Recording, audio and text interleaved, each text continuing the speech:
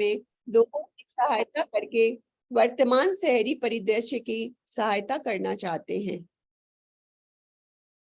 उनके पेशेवर और व्यक्तिगत जीवन में वह सभी आयु समूह के दर्शकों की एक विस्तृत श्रृंखला को पूरा करते हैं और विशेष रूप से बच्चों और किशोरों सहित आज के युवाओं को अपनी जड़ों से जुड़ने और एक सरल लेकिन खुशहाल जीवन जीने के लिए मार्गदर्शन करने में माहिर हैं। यह भगवत गीता, श्रीमद् भागवतम, रामायण और महाभारत के प्राचीन ज्ञान पर एक सरल लेकिन गहन तरीके से व्यवहारिक सत्र देते हुए बड़े पैमाने पर यात्रा करते हैं, जो सभी आयु समूहों के साथ प्रतिध्वनित होते हैं। उनके प्रवचन भारत के हर बड़े शहर और दुनिया भर के लगभग 50 देशों में आयोजित किए जाते हैं। आर्मी बैकग्राउंड से आने के कारण उनका बचपन का सपना आर्मी ऑफिसर बनने का था, लेकिन कृष्ण के पास उनके लिए अन्य योजनाएं थीं और उन्होंने अपने जीवन को खूबसूरती से व्यवस्थित किया। समूह में सर्वश्रेष्ठ में से एक होने के बावजूद जीवन ने उन्हें एनडीए के साक्षात्कार में विफल किया, इसके बजाय एक मैकेनिकल इंजीनियर के लिए। और अंततः जब वह सिर्फ 24 वर्ष के थे तब एक भिक्षु बन गए। देवता पूजा में विभिन्न क्षमताओं में सेवा करते हुए त्योहारों, कार्यक्रमों और तीर्थ यात्राओं का आयोजन और एक कीर्तन नेता के रूप में उन्होंने अपने आउटरीच के माध्यम से मुंबई और भारत के विभिन्न हिस्सों में एक जीवंत आध्यात्मिक समूह का निर्माण किया है। उनका सरल संदेश है, आध्यात्मिक जीवन अस्वीकृति का जीवन नहीं है, यह कनेक्शन का जीवन है। Spiritual life is not a life of rejection, it is a life of connection. हमें कुछ भी छोड़ना नहीं है, हमें बस भगवान को अपने जीवन में जोड़ना है।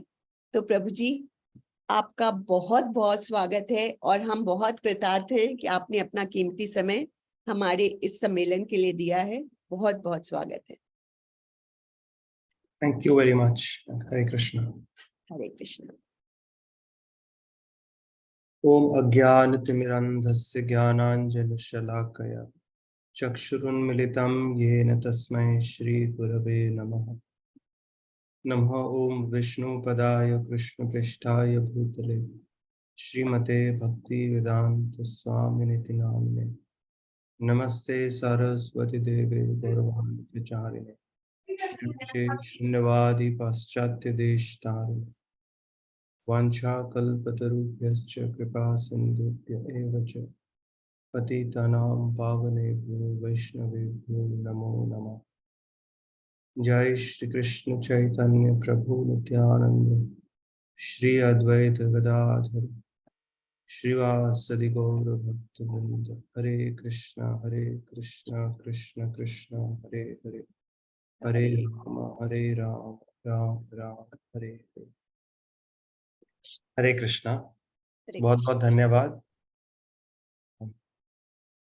इस मौके के लिए जिसमें हम कुछ करुणामय जो कार्य किया जा रहा है समाज में, दया का भाव रखकर उसके विषय पे कुछ चर्चा कर सकते हैं।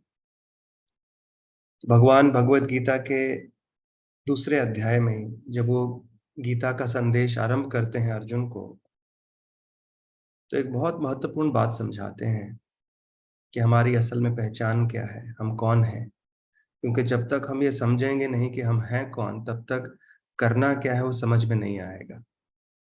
मान लीजिए अब हम सब लोग बैठे हैं यहाँ पे और सब अपनी पहचान भूल जाएं, तो सब तरफ उथल पुथल मच जाएगी। किसी के भी घर में हम चले जाएंगे, कुछ भी करेंगे, सबसे पहले भगवान हमारी पहचान क्या है वो निश्चित करते हैं और बताते हैं कि we are not these bodies, we are spiritual beings, कि हम ये शरीर नहीं है, हम आत्मा है। और आत्मा का सबसे बड़ा स्वभाव है कि हर किसी वस्तु का भी इस जगत में एक स्वभाव होता है। जैसे सूर्य का एक स्वभाव है गर्मी देना, प्रकाश देना, चंद्रमा का एक स्वभाव है पशुओं के अलग अलग स्वभाव होते हैं, तो उसी तरह आत्मा जो हमारी असली पहचान है, जिसको अलग अलग शरीर मिलते रहते हैं जन्म जन्मांतर तक, उसके कर्मों के अनुसार जो आत्मा का स्वभाव है सेवा करना, टू सर्व। और आप देखेंगे ये जो सेवा करने की भावना, कोई नहीं कह सकता कि मैं सेवा नहीं कर रहा हूँ। जब सेवा की बात आती है, मैं सिर्फ सेवा, दूसरों की सेवा की बात नहीं कर रहा हूँ। हम लोग अपनी इंद्रियों की सेवा करते रहते हैं, अपने समाज की सेवा, अपने परिवार की सेवा में लगे, अपने शरीर की सेवा में लगे हों। तो सेवा के बिना हम लोग रह नहीं सकते। और जब तक हम सेवा करते रहेंगे, तब तक जीवन में एक संतुष्टि का अनुभव होता है। लेकिन जब हम अपने आप ने अपने प्रति सेवा की अपेक्षा करते हैं कि कोई हमारी सेवा करता रहे आके, तब जीवन में देखिए दुःख की शुरुआत हो जाती है। जब हम ये एक्सपेक्ट करने लगते हैं, अपेक्षा करने लगते हैं कि लोग मेरे हिसाब से चले, मुझे खुश करें, मेरी सेवा करें, मेरा आदर करें, तो वहाँ पर हमारे दुःख की शुरुआत हो जाती है फिर। क्योंकि आत्मा के स्वभाव के विरुद्ध है। आत्मा का स्वभाव है सेवा करना दूसरों की। और जो सेवा है वो 2 स्तर पर की जाती है।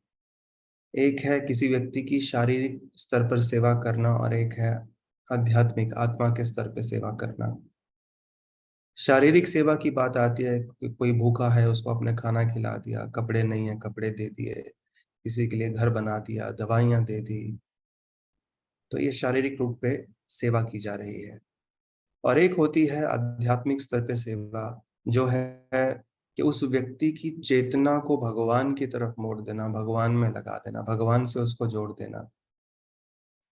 और ये सेवा ज़्यादा महत्वपूर्ण है, क्योंकि हम शरीर तो है ही नहीं, आत्मा है। लेकिन इसका अर्थ ये है कि शरीर की सेवा नहीं की जाए, शरीर का सम्मान ना किया जाए, शरीर का पालन पोषण ना किया जाए, नहीं, ऐसा भी नहीं है।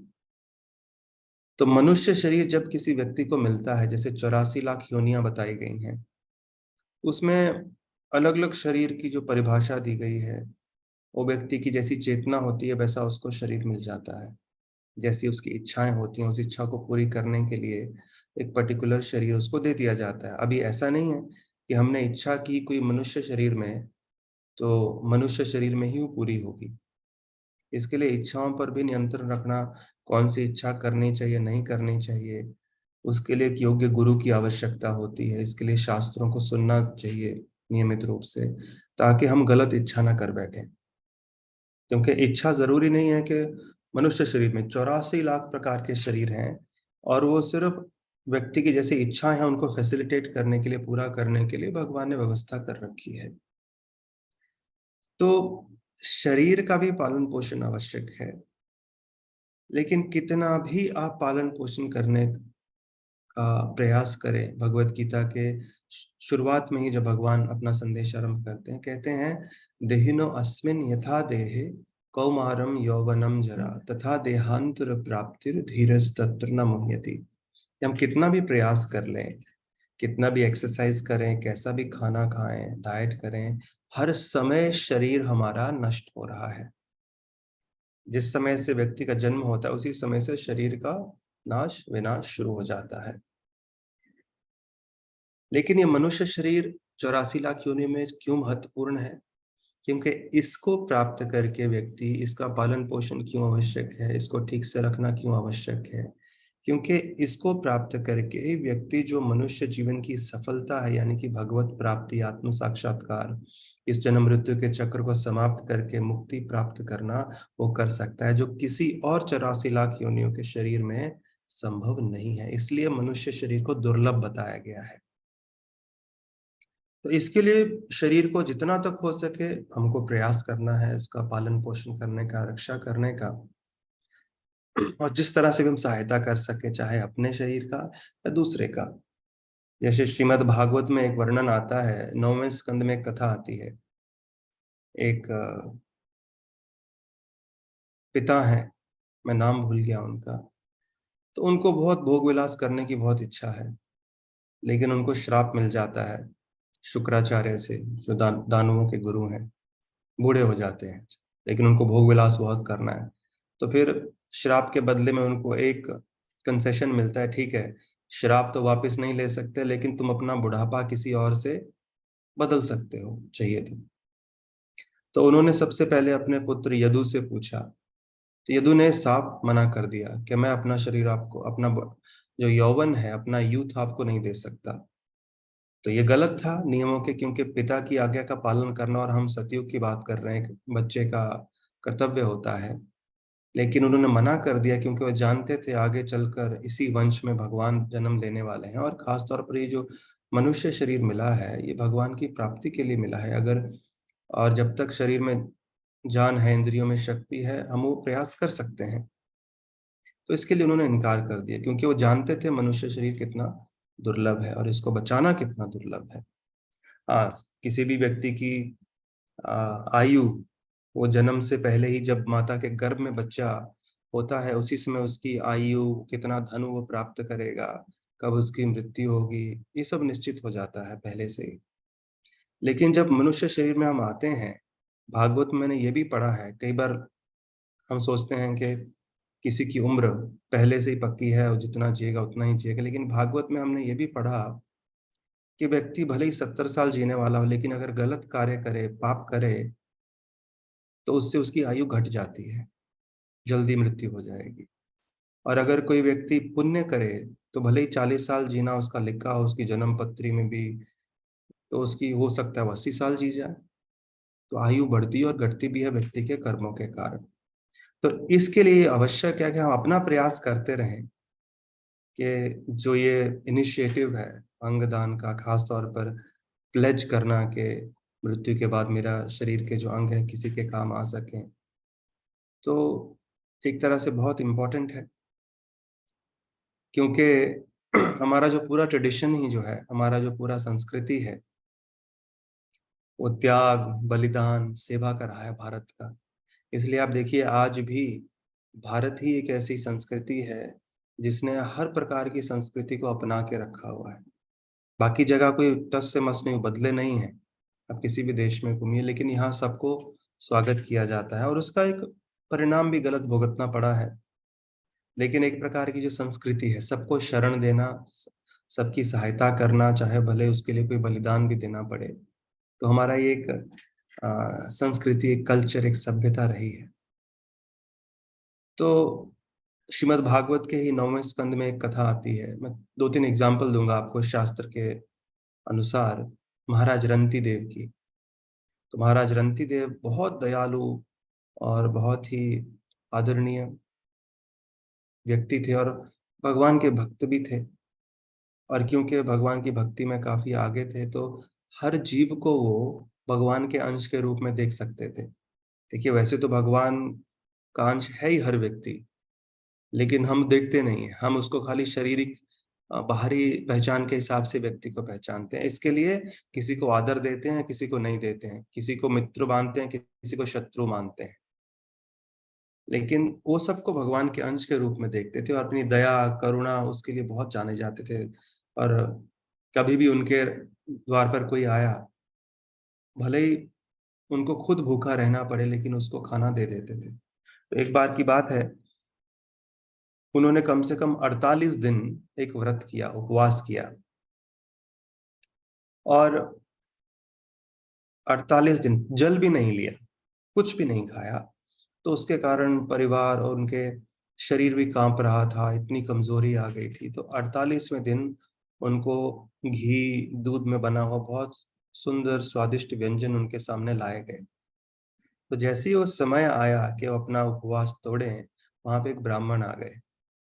और हम जानते हैं कि जब व्यक्ति को भूख लगती है, व्यक्ति बहुत चिड़चिड़ापन आ जाता है, उसमें इरिटेबल हो जाता है, तो बहुत मुश्किल है कंट्रोल करना, नियंत्रण करना। और वो भी 48 दिन का उपवास किया। और हम तो एक उपवास कर लेते हैं जन्माष्टमी में या कभी, तो हालत खराब होने लगती है, दिमाग इधर उधर भागने लगता है। पर 48 दिन तक उन्होंने उपवास किया, और वो ब्राह्मण आया कि मुझे बहुत भूख लगी है, मेरी सहायता करो। तो महाराज रंती देव ने अपने भोजन से निकालकर उसको पहले भोजन कराया। प्रतीक्षा की, ऐसे नहीं कि उसको बिठा दिया, चल तू भी खा, मैं भी खाता हूँ, बहुत भूख लगी है। फिर उसके जाने के बाद जैसे ही भोजन करने के लिए बैठे, एक शूद्र आ गया वहां पर, एक नीच जाति से व्यक्ति थे। पहले एक ब्राह्मण आया, फिर एक नीच जाति से आया, एक सबसे ऊंची जाति, एक इस प्रकार से। तो उन्होंने उसको भी भूख लगी थी, बिठाकर उसको खिलाया पहले। उसके बाद जैसे ही खाने के लिए बैठे, एक व्यक्ति आ गया जिसके साथ उसके सारे बहुत सारे कुत्ते भी थे। बोला, मुझे बहुत भूख लगी है, मैं बहुत नीच जाति से हूँ, लेकिन मेरे कुत्तों को भी भूख लगी है, कुछ सहायता कीजिए। तो जितना भोजन बचा था उन सबको खिला दिया रंतिदेव ने। और उसके बाद उनके पास सिर्फ थोड़ा जल बचा। तो जैसे वो जल पीने के लिए बैठे, उसी समय एक चांडाल आ गया। तो उसने पूछा, मुझे बहुत प्यास लगी है, पानी पिलाओ, पानी पिलाओ। तो कोई साधारण व्यक्ति होगा, वो तो चिड़चिड़ापन आएगा उसके सामने, क्या पागलपन है, भागो यहाँ से, एक कोने में चल के पीते हैं, ये क्या चल रहा है, कोई साजिश कर रहा है। लेकिन रंतिदेव महाराज का आ, उसके प्रति जो रिस्पॉन्स था, किस प्रकार से उन्होंने इस चीज का उत्तर दिया। उन्होंने एक श्लोक का उच्चारण किया, न कामये हम गतिमीश्वरात् परम अश्चर्धि युक्ताम अपुनर्भवम वा आर्तिम प्रपद्ये अखिल देह भाजाम अंतः स्थितो ये न भवन्ति अदुःखः। कि मैं भगवान आपसे अष्ट सिद्धियों के लिए प्रार्थना नहीं करता, मुझे नहीं चाहिए, ना ही मुझे इस जीवन मृत्यु से मुक्ति चाहिए। ये एक भक्त का भाव होता है। मैं बस यहीं पर रहना चाहता हूँ, इस जगत में ही। कब तक? जब तक ये सारे जितने भी जीव हैं इस जगत में, उनका दुख, उसका निवारण ना कर दूं, या उनका दुख दूर करने के लिए उनका दुख अपने ऊपर ना ले लो। जब तक एक भी व्यक्ति इस जगत में है, मैं रहना चाहता हूँ यहाँ के जीवों का दुख दूर करने के लिए और उनका दुख अपने ऊपर लेने के लिए। मेरी आपसे यही प्रार्थना है कि उनका दुख मुझे दे दीजिए आप। ऐसा ही चैतन्य महाप्रभु, जिन्होंने बंगाल में मायापुर में अवतार लिया, जो कि राधा कृष्ण के अवतार हैं, साक्षात राधा कृष्ण है। तो उन्होंने जब अपनी लीला की, तो उनके एक भक्त थे वासुदेव दत्त, जो कि प्रहलाद के अवतार थे। तो वासुदेव दत्त ने क्या प्रार्थना किया भगवान से, चैतन्य महाप्रभु से, क्योंकि वो जानते हैं क्यों ऐसी प्रार्थनाएं कर रहे हैं ये लोग। आप बोलेंगे तो एक्सट्रीम केसेस है ऐसी प्रार्थना, क्योंकि वो जानते हैं, उनका उनका पता है, भगवान अगर किसी कार्य से सबसे ज्यादा प्रसन्न होते हैं, वो है जब दूसरों जीवों के प्रति हम करुणा दया का भाव प्रकाशित करते हैं, प्रदर्शित करते हैं। वो जानते हैं। तो वासुदेव दत्त भगवान को बोले कि मुझे भगवान, मेरी आपसे एक ही विनती है, अगर आप मुझसे प्रसन्न हैं, जितने भी जीव हैं इस जगत में दुख भोग रहे हैं, क्योंकि दुखालयम है ये मटेरियल जगत, भौतिक जगत, गीता में भगवान बताते हैं दुख ज्यादा है, उन सब का दुख आप मुझे दे दीजिए, उनको अपने धाम ले जाइए ताकि वो खुशी से रह सकें। शिव जी की बात करें, शिव जी को परम वैष्णव भी कहा जाता है श्रीमद् भागवत में। निम्न गानम यथा गंगा देवा अच्युतो यथा वैष्णवानाम यथा शंभु पुराणा नाम इदम तथा। कि जिस प्रकार से सारी नदियों में सबसे उत्तम है गंगा, सबसे पूजनीय व्यक्तियों में सबसे बड़े हैं भगवान अच्युत कृष्ण, जिस प्रकार से सबसे उत्तम शास्त्रों में सबसे उत्तम है श्रीमद् भागवतम, उसी प्रकार सबसे बड़े वैष्णव, परम वैष्णव हैं शिव जी। तो शिव जी बहुत सारी भूमिकाएं इस जगत में निभाते हैं। तो उसमें एक भूमिका निभा रहे हैं एक वैष्णव की, एक देवता की भूमिका, संहारक की भूमिका, भुवनेश्वर की भूमिका, और साक्षात भगवान के भी वो एक अवतार हैं, भगवान संकर्षण जो स्वरूप है कृष्ण का। तो लेकिन जब बात करें एक जो वैष्णव होता है, वैष्णव कौन है? जो भगवान से प्रेम करता है, भगवान की भक्ति करता है, सेवा। तो उसका सबसे बड़ा जो गुण बताया गया है वो है उसके हृदय में करुणा दया का भाव दूसरों के प्रति। और क्योंकि शिव जी में वो दया का भाव सबसे ज्यादा भरा हुआ है, इसके लिए उनको सबसे बड़े वैष्णव की उपाधि दी गई है श्रीमद् भागवत में, श्रील व्यासदेव द्वारा, जिन्होंने सारे शास्त्र लिखे। तो समुद्र मंथन जब हुआ, हम समुद्र मंथन की कथा पढ़ते हैं श्रीमद् भागवत के 8वें स्कंद में, तो सबसे पहले हलाहल निकला, एक ऐसा विष जो पूरे तीनों ब्रह्मांड को जला रहा, तीनों लोकों में फैल रहा था। सबके विनाश का समय ऐसा लगा निश्चित हो चुका था, सब मर रहे थे। तो उस समय शिव जी आगे आए, देवता उनके पास भेजा भगवान विष्णु ने उनको, क्योंकि वो जानते हैं शिव जी बहुत दयालु हैं और शिव जी की महिमा को और बढ़ाना चाहते थे। तो शिव जी ने उस पूरे हलाहल को, पूरे विश्व को अपने दोनों हाथों में इकट्ठा किया और उसको पी गए। किस लिए? लेकिन वो पीने से पहले पार्वती जी से चर्चा करते हैं, क्योंकि पत्नी है, एक तरह से परमिशन भी ले रहे हैं ये करने का, जहर पीने का।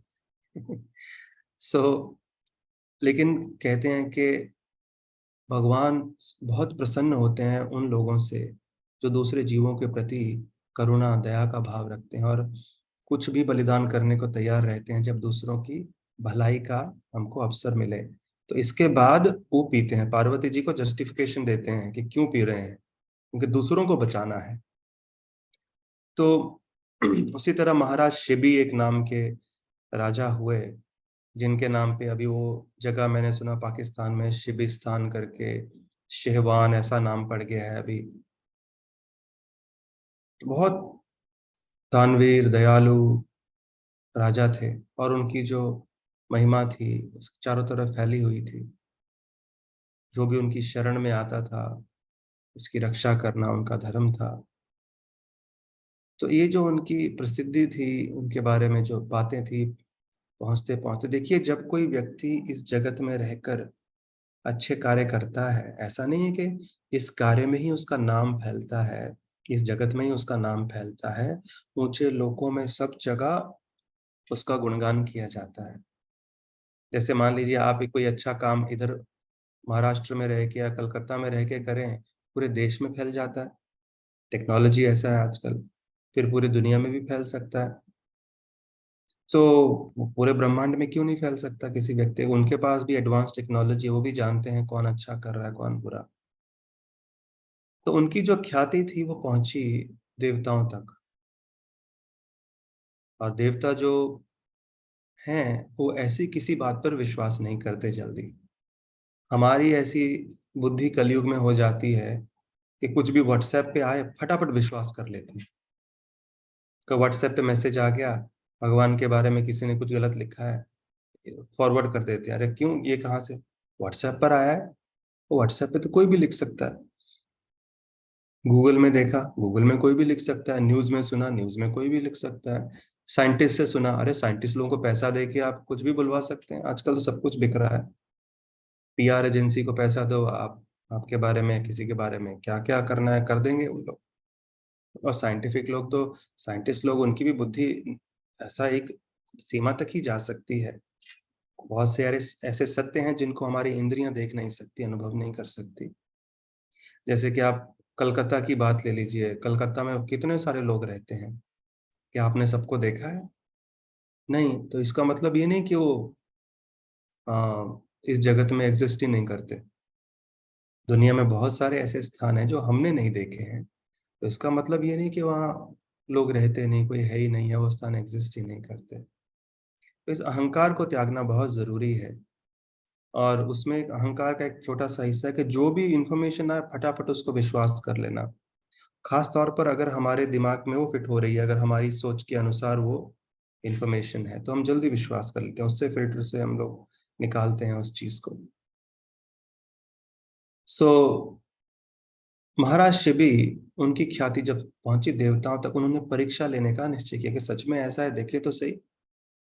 सो इंद्र, उन्होंने एक ईगल का रूप लिया, और अग्निदेव ने एक रूप लिए कबूतर का, पिजन। और जो पिजन है, जो कबूतर है, वो एक ईगल का भोजन है। तो वो लोग भागे, उड़ते उड़ते कबूतर आगे चल रहा है और ये ईगल पीछा कर रहा है।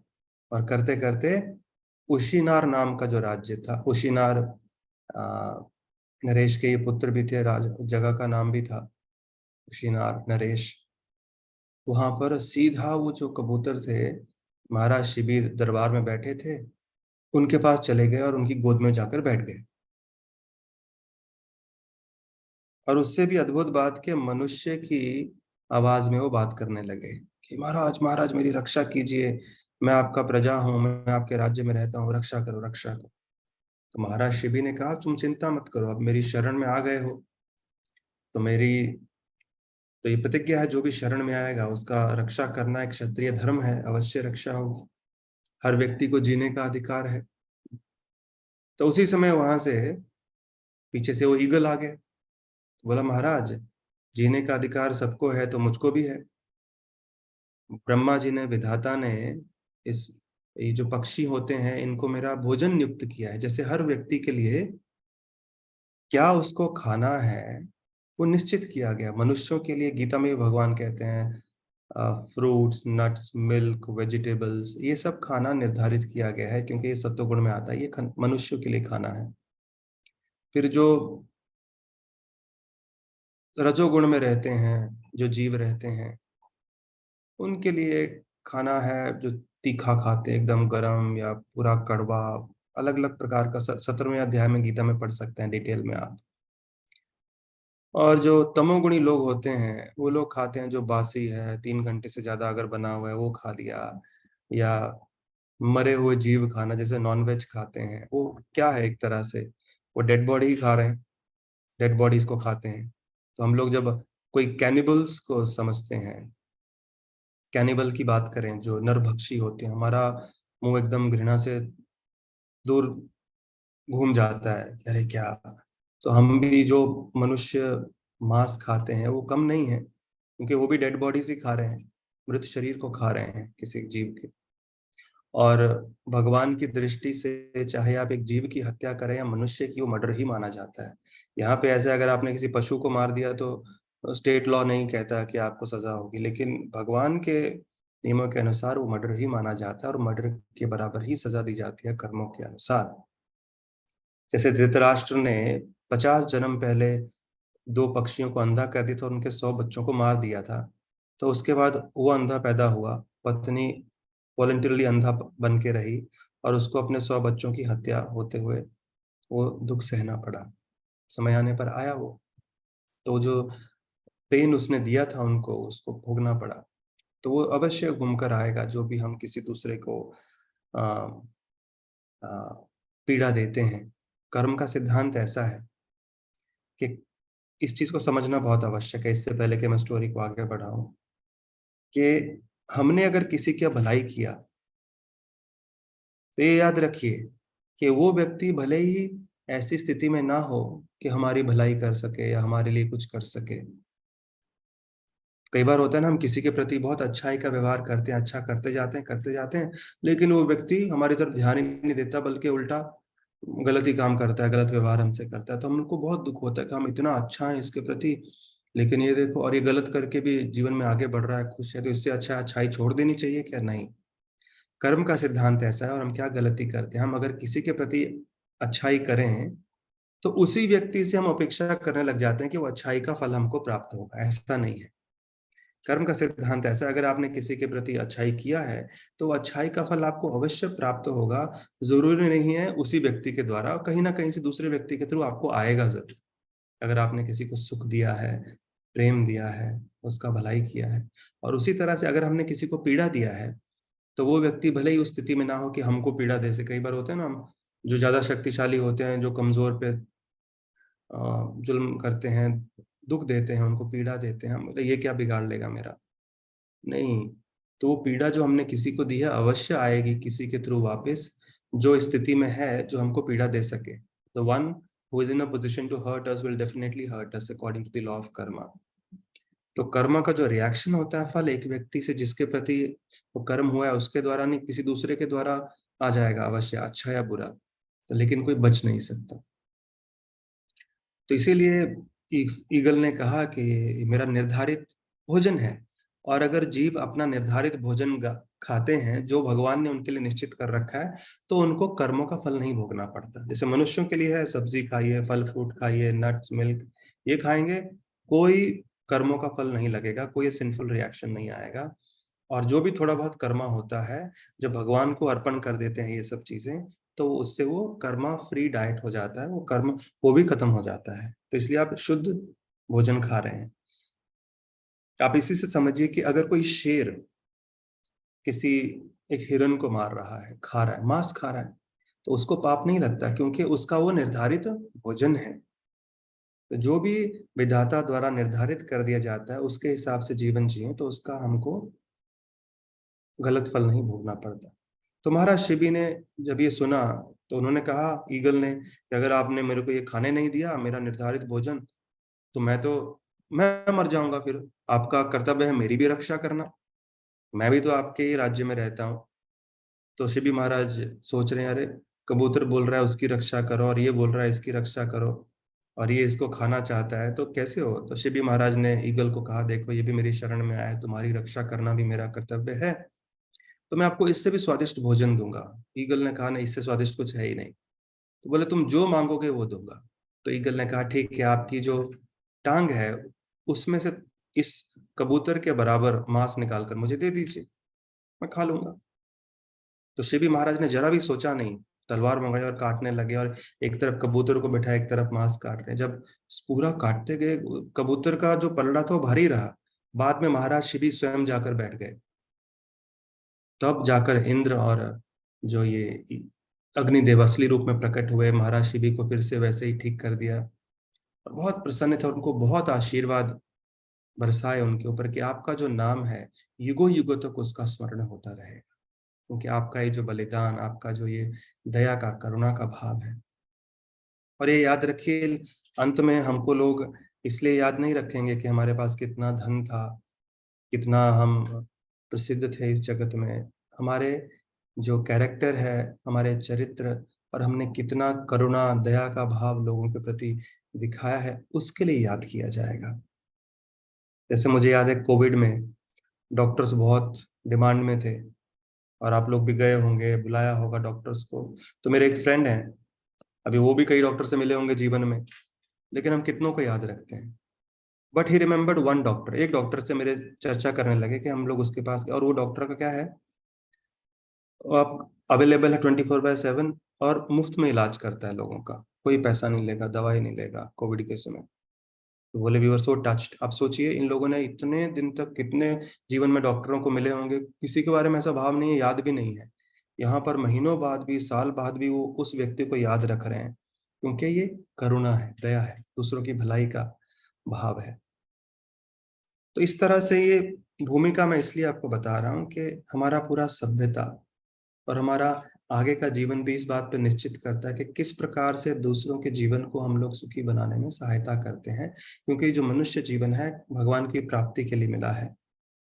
तो उसके लिए अपने शरीर का ध्यान और दूसरों का भी जितना सहायता कर सके हमको करना है, जितना तक संभव है यथाशक्ति। तो अभी एक लास्ट एग्जाम्पल मैं देना चाहता हूँ जो कि और रिलेवेंट है इस इनिशिएटिव से, मोर प्रिसाइज। श्रीमद् भागवत में ही आता है, एक बार देवताओं और दानवों में युद्ध हुआ, जो कि हमेशा होता ही रहता है। देवताओं ने पहले मार दिया दानवों को, फिर वो जीवित हो गए अमृत प्राप्त करके और शक्तिशाली हो गए। तो सब के सब ब्रह्मा जी के पास गए और ये विधान है कि ब्रह्मा जी उनको, उनके पास अगर समस्या का समाधान नहीं है, सबको शिव जी के पास ले जाते हैं, उनके पास भी नहीं, भगवान विष्णु के पास जाया जाता है। तो सब के सब भगवान विष्णु के पास गए।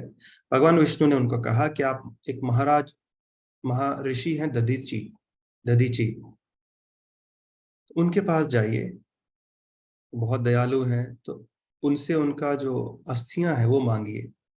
भले ही शुरू में वो इनकार करेंगे, लेकिन इनकार सिर्फ आपसे वो दिव्य वचन सुनना चाहेंगे इसीलिए करेंगे। तो उनकी अस्थियों में तपोबल इतना है, शक्ति इतनी है, उससे आप जो वज्र बनाएंगे उससे आप ये महान राक्षस वृत्रासुर का वध कर पाएंगे। तो जब महर्षि दधीची के पास जाते हैं और वो ऐसी मांग करते हैं, और कैसी मांग थी, लिटरली क्या मर जाओ तभी तो हड्डियां मिलेंगी ना, अस्थियां तभी तो मिलेंगी। तो दधीची जी बहुत प्रसन्न हुए, पहले उन्होंने कुछ दिव्य वचन सुनने के लिए देवता को कहा अरे ये तो शरीर इतना इंपॉर्टेंट है, ये तो उन्होंने फिर जैसे कि गीता प्रवचन करती है वैसा कुछ बताया। दधीची जी ने कहा कि मैंने सिर्फ ये कुछ उपदेश सुनने के लिए ही आपसे ये मना किया था, बट आप आसानी से मेरा ये शरीर वैसे भी अब भस्म में मिलने ही वाला है, तो आप इसको ले जाइए। और उन्होंने योग सिद्धि से अपने शरीर को जलाया और अस्थियों से वज्र बना और देवता फिर विजयी हुए और फिर से धर्म की स्थापना हुई। तो ये तो था कि जीते जीते एक किसी व्यक्ति ने अपना जो अंग है, शरीर है, अस्थियां हैं, वो त्याग दिया और किसी की सहायता के लिए दिया ताकि धर्म का पालन होता रहे। लेकिन जब बात आती है कि हाँ, जैसे खास तौर पे आई थिंक ये वो प्लेटफॉर्म है जहाँ पे हमको अब ये प्लेज करना है कि हमारे मरने के बाद हमारा शरीर अ, किसी की सहायता में प्रयोग हो जाए। तो कई बार लोगों के मन में ये धारणा रहती है, और ये सत्य बात भी है, कि जब हम किसी को अपने शरीर का अंग देते हैं जीते-जीते, तो अगर वो गलत काम करेगा उसका, तो उसका भी कर्मा थोड़ा तो लगेगा हमको। भले ही हमने किसी भी भावना से दिया हो, लेकिन अगर उसका गलत प्रयोग, लेकिन शरीर जब समाप्त हो जाता है, व्यक्ति को कर्मों का फल तभी तक लगता है जब तक आत्मा शरीर में रहती है। एक बार आत्मा शरीर से निकल गई, अलग हो गई, कोई संबंध नहीं रहता, और शरीर एकदम से यूज़लेस हो जाता है। तो आप सोचिए कि इससे बड़ा कार्य क्या होगा कि जो यूज़लेस शरीर है, वो कभी किसी के काम आ जाए। तो हमारा जितने भी मैंने आज ये एपिसोड्स बताए भागवत से, उसका याद रखें। यहाँ पे जितने भी लोगों ने बलिदान किया, ये जीते-जीते किया, लेकिन हमारा हमसे वैसे उम्मीद नहीं है।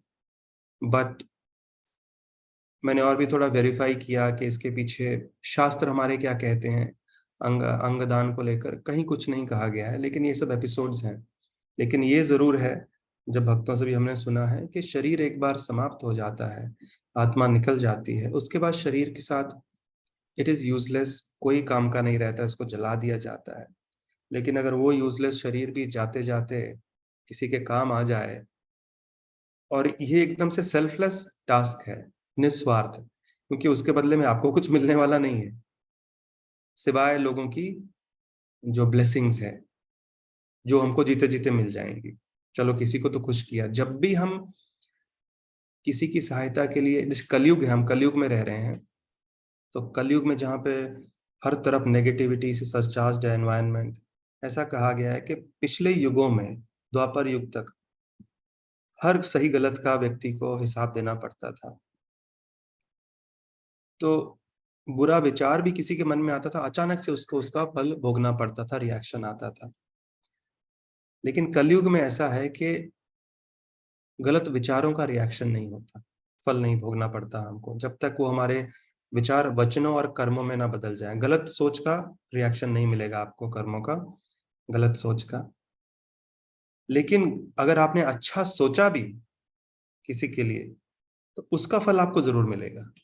गलत सोच का फल नहीं मिलेगा, लेकिन कलयुग इतना नेगेटिव युग है कि अच्छा सोच भी लिया, उसका फल आपको दे देते हैं भगवान, तो भगवान इतने दयालु हैं, कृपा है। तो इसलिए ये जो बहुत इम्पोर्टेंट इनिशिएटिव है, हो सकता है आपके किसी बलिदान से जो शरीर जो यूज़लेस है, वो किसी के प्रयोग में, और वो व्यक्ति भगवान की शुद्ध भक्ति प्राप्त कर ले, थोड़ा बहुत जो जीवन बचा है, यू नेवर नो, तब आपको उसका फल ज़रूर मिल जाएगा अगर वो भगवान की भक्ति में यूज़ हो गया। And it's a situation where we have nothing to lose at all. और बहुत सारे ऐसे मैंने किस्से सुने हैं, क्योंकि मैंने और जगह भी कलकत्ता में किया है इसके ऊपर, तो केस स्टडीज़ भी सुने हैं, कैसे एक व्यक्ति के पास ये अंग नहीं था, तो किसी ने दान दिया था। एक अंग से 5 लोगों का जीवन बचा, एक अंग से इतने लोगों का बचा। So you never know. तो चलते-चलते, जाते-जाते ये शरीर कभी भी कहाँ भी समाप्त हो सकता है, और कुछ पता नहीं है। तो अगर हमने लेकिन किसी को थोड़ा-सा भी सुख प्रदान करने का भाव भी किया, चलो चल के किसी को शायद आगे चल के सुख मिले, तो वो भाव भी हमको उसका फल प्राप्त होगा, अच्छा फल प्राप्त होगा। Therefore, I think it's important, as I mentioned in the beginning, कि हम शरीर नहीं हैं, लेकिन ये शरीर आवश्यक है, क्योंकि आत्मा के लिए ये व्हीकल है, एक रथ है। हमको अपने गंतव्य स्थान तक, डेस्टिनेशन तक पहुँचाने के लिए मनुष्य शरीर, और वो है भगवान की प्राप्ति, जन्म-मृत्यु के चक्कर से मुक्ति। तो इसके लिए जितना कोशिश कर सकते हैं, करना चाहिए। आगे चलकर क्या होगा, क्या नहीं, पता नहीं। But it's a wonderful initiative, and uh, I'm happy to be a part of it. Thanks to Poonam ji, who reached out about a month back. And this is all I could say, mention. I hope it makes sense. It was important for me to just lay down the foundation शुरू में, कि क्यों ये जरूरी है, किस चीज पे हमारा पूरा अस्तित्व बना हुआ है, क्या भगवान की एक्सपेक्टेशन है, क्योंकि शास्त्र क्या कहते हैं, क्या भावना है, उसके लिए मुझे कहा गया था। तो शास्त्र हमारे ये कहते हैं कि दया करुणा, दधीची महाराज का एग्जाम्पल देखिए, शिवी महाराज का या शिव जी का। And then we spoke about how कि हमारे शरीर छोड़ने के बाद शरीर का क्या होगा, राख में मिल जाएगा, या कुछ धर्मों में उसको फेंक दिया जाएगा, उसको पक्षी गिद्ध खा लेंगे, या दबा दिया जाएगा, राख मिट्टी बन जाएगा। तो भागवत कहती है शरीर का सिर्फ यही अंत है, तो अगर वो शरीर किसी के काम आ जाए तो there is no harm, it's a win win situation हर तरह से। Hare Krishna, thank you very much. Hare Krishna प्रभु जी, बहुत बहुत धन्यवाद, और बहुत ही अच्छी तरीके से आपने ये बताया। लेकिन कुछ क्वेश्चन अभी भी मेरे दिमाग में चल रहे हैं।